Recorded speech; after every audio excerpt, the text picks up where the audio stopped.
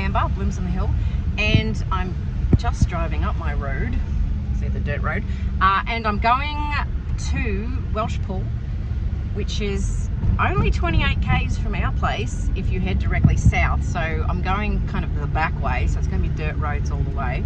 I'm heading there because I've been asked to speak at a horticultural club, which I actually did this last year at Leongatha. Somehow the Welsh Pool lot have got onto me and I seem to have become an after dinner speaker. Anyway, I'm doing that, and I've got some flowers and some foliage, so I'll probably put a bouquet together.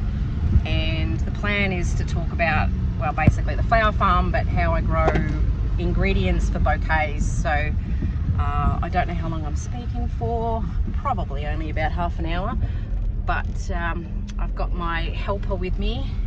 My daughter's coming, and yeah, so that's what's happening today. So this is actually like a good extra avenue, I suppose, for income if you've got a flower farm. I'm not charging a lot today, but I think if this continues, I think I will, and actually figure out what it does cost to have someone come and speak at your group. So anyway, that's what we're doing.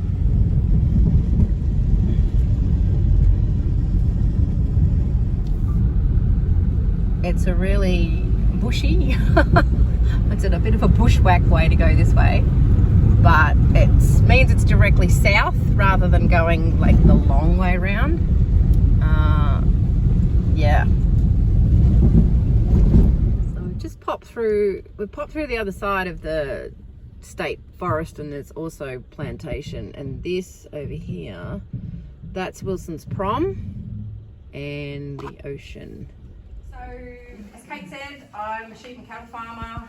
My husband's a shearer, so we're on 175 acres in Budgeree, and we lease a bit of land as well. So we probably farm over, just over 400 acres, I suppose.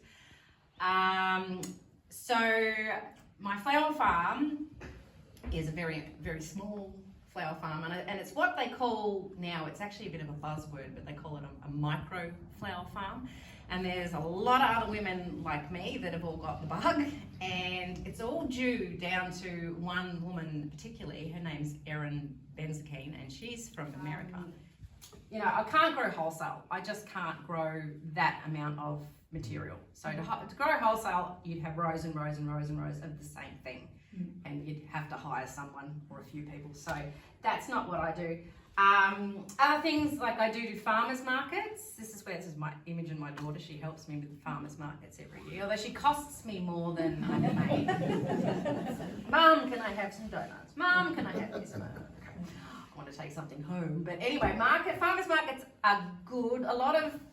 It probably takes me a good 4 hours. Slightly longer lengths would just give it that nice texture and the unevenness, so it's not just a solid block of foliage. So everywhere I go now, I don't know if anyone else does this, I drive along in the car, ooh, foliage, and I just sort of do that as I go, and I've got to watch where I'm going, but I don't, and then I think, oh man, where did I do things properly? So for example, like poppies, they're what they call a wimpy drinker.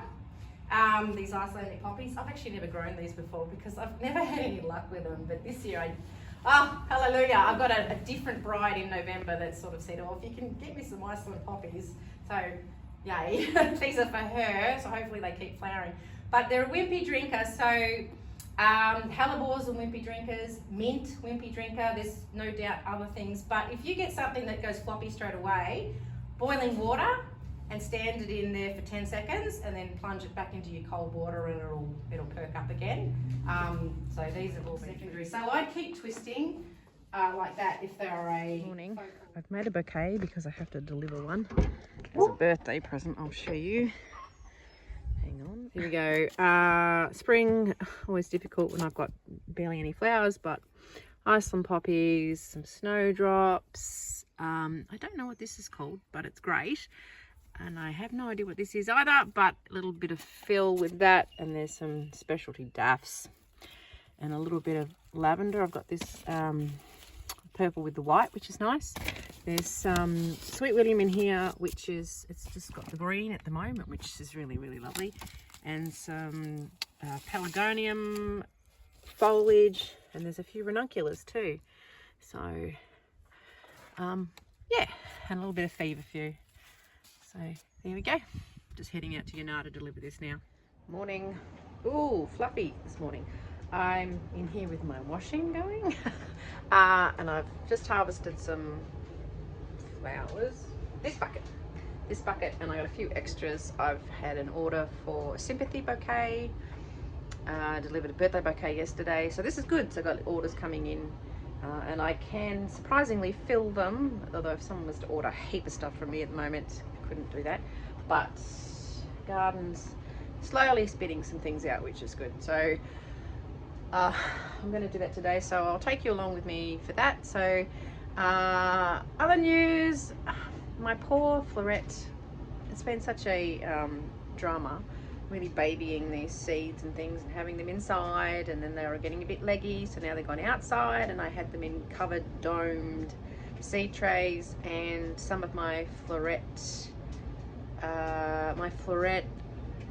Bee's Choice dahlia seeds have got decimated because they got too hot, so there's only some that have survived, and a tray of zinnias too, which was the Victorian wedding ones. Although I've got others, I do have others, so it's not too tragic, but it's a little bit tragic. And there's a can full of the petite floret dahlia seedlings, which are really the ones that I'm really excited about. So, and I've still got others, so that's okay. But it just seems to be the more I baby them and try to troubleshoot all this problem, the worse the problem's getting. So I'm keeping them in their little domed seed trays, the lids on overnight, so the slugs and snails can't get to them, because that's my concern. That's why I've got those dome things. And then during the day, like, go out in the morning and take all the lids off, and then go visit my greenhouse several times throughout the day and just check for slugs and snails, because I just don't want to go to all this effort and all this cost and have them getting eaten. No doubt I'll get them in the paddock and a cow will wander in. Something will happen like that. Anyway, it's Murphy's Law, I think. It's the ones you really want that you just don't seem to get. Anyway, so the other thing I've been doing, I've started dividing dahlia tubers this week, so I'll do a separate video on that. I think I did one last year, but you can have a look again at how I do that. Probably the same as everybody else, although I've really put it off this year. I hadn't even been thinking about it, but now we're getting stuck into it because they are waking up now. There's little shoots on some, and eyes are getting more prominent. So I will probably, I think it will probably take me maybe 3 weeks, maybe, if I do a couple of buckets worth a day. The kids have got 1 week next week of school, so homeschool, and then after that I'll have 2 weeks of holiday, so I can smash it out then and get the tubers out there for sale. So, and I've got to work out which ones I'm keeping too, so it's going to be a bit of a fluff around, but anyway, it's all good. So at the moment this is all just conditioning. I've just dipped my poppies, my Iceland poppies and my hellebores in the ends of the stems in hot water to sear them. So into the hot water for 10 seconds and back into the cold. That stops them, because they're wimpy drinkers, so that's why I've done that. And I've also got some extra, there was another daff that I picked, so because this is hidden there, it's not quite open yet, but because they leak the toxic sap, which kills everything else, you really need to let them condition in water separately for about 3 hours.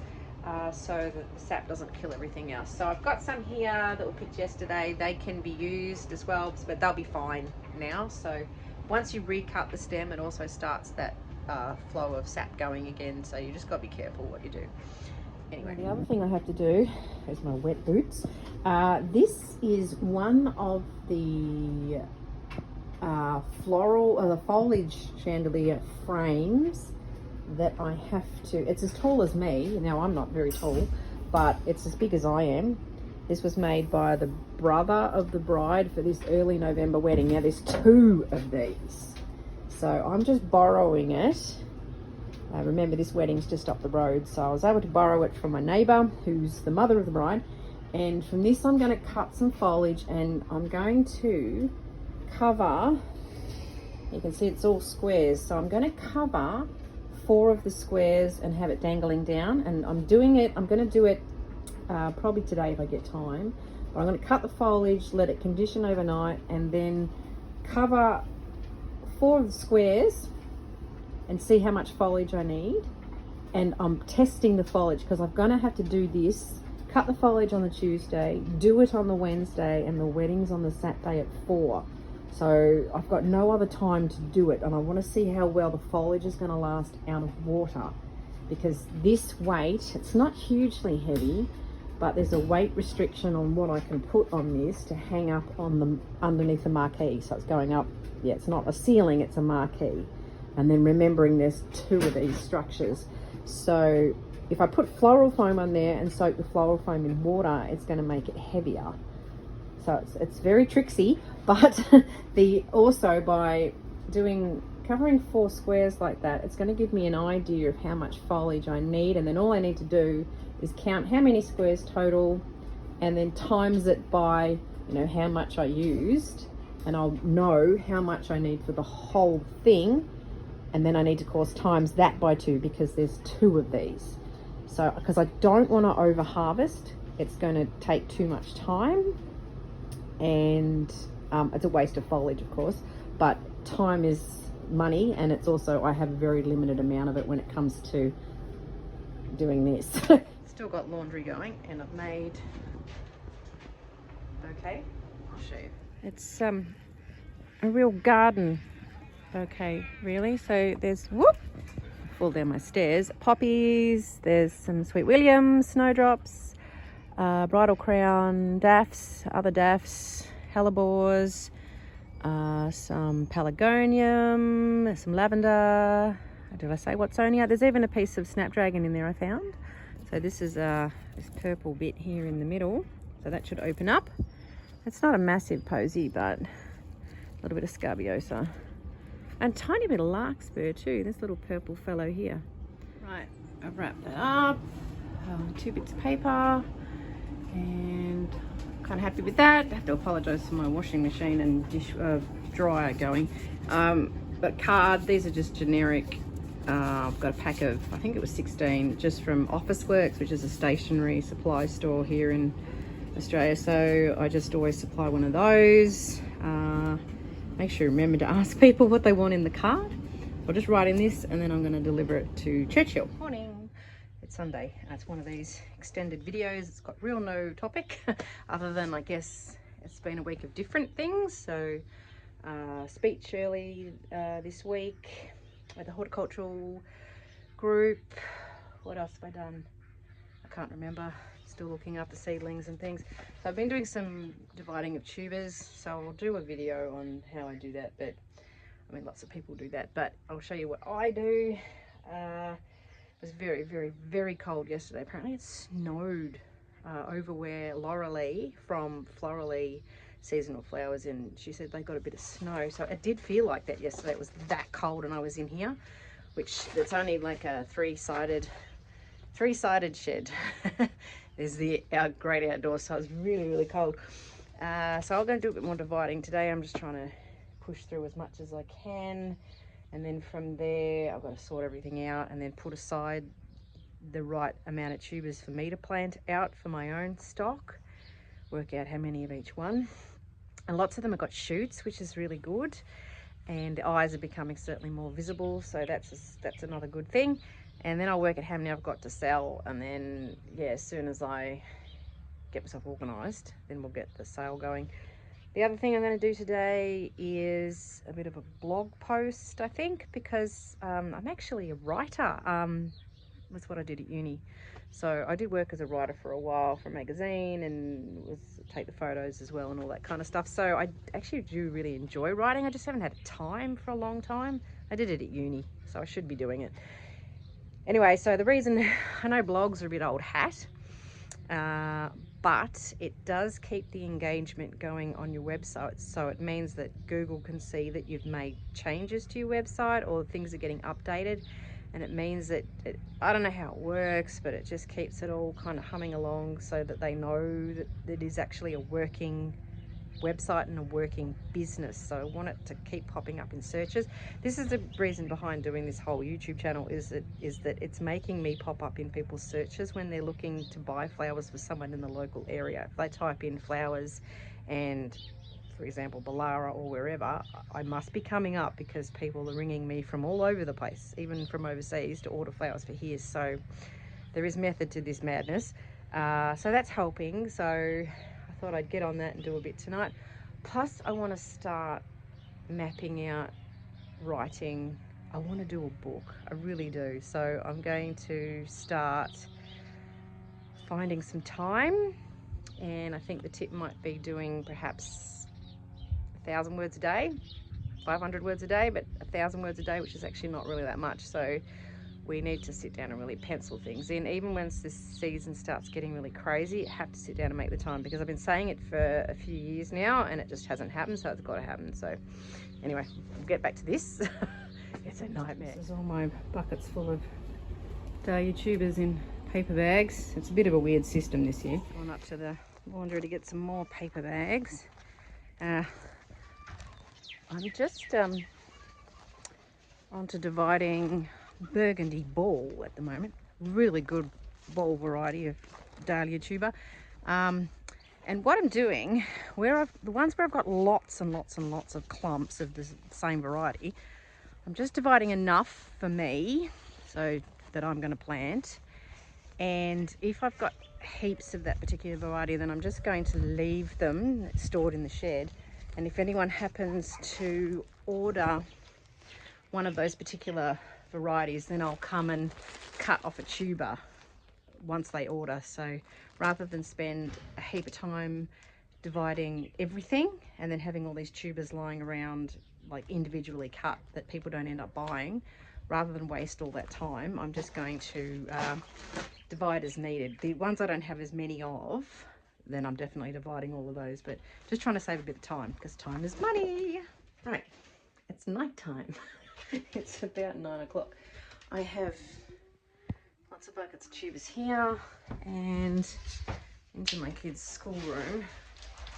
More buckets here, a couple more over there. I'd actually amazingly finished all the tubers that were in my dairy. So I smashed it out today. Here I was thinking it was going to be like 3 weeks or something. So there are still some that are left in clumps. As I said, I wasn't going to do all the ones that are more common, that people usually don't tend to buy. I've just left them in clumps. So if people do want them, I'll just snip off the tubers that they want. I've still got to do some that are under my house, but that'll be less, because there's ones under there that are sort of more common that I'll just cut off, and I'll just divide the amount that I want, and the rest I'll just leave, but just keep track of how many I've got, so when I go to sell them I know roughly what I've got and how many. So anyway, I'm going to have a shower. I really need one. My back's really sore, and gonna sit down and write this blog post. I'm actually gonna do it. So yeah, I was just thinking that some good ways to further kind of push your business forward.